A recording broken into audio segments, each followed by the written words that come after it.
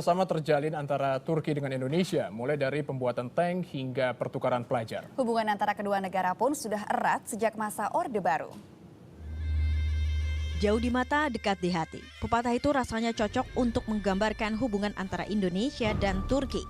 Meski jarak antara kedua negara terbentang jauh, hubungan bilateral sudah terjalin lama, tepatnya sejak masa pemerintahan Soeharto.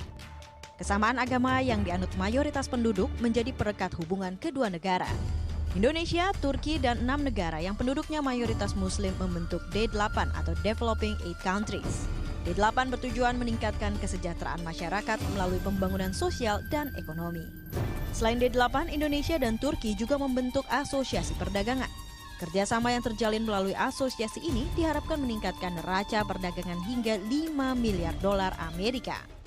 Tahun 2013, Indonesia dan Turki membuat kesepakatan di bidang pertahanan, tepatnya dalam pembuatan tank. Turki memang dikenal handal dalam memproduksi alat perang.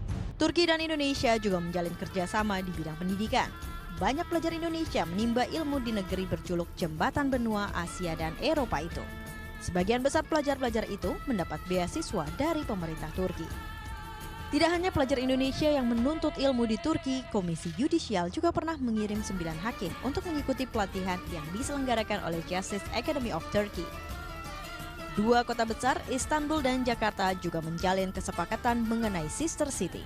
Kedua negara saling bertukar pikiran dalam meningkatkan kemajuan kota. Yang pertama, Indonesia berperan sebagai contoh bagaimana Islam dan demokrasi bisa hidup bersama dan maju.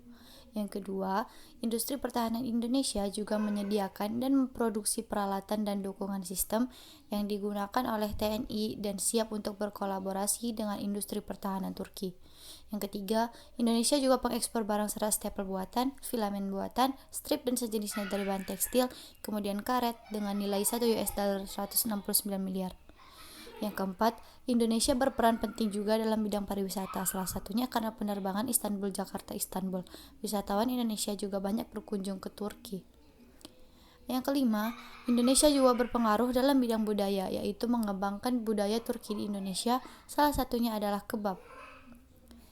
Hingga saat ini, Indonesia dan Turki telah menandatangani sejumlah perjanjian atau perjanjian bilateral, di antaranya perjanjian perdagangan, perjanjian budaya, MOU kerjasama dalam jasa konstruksi.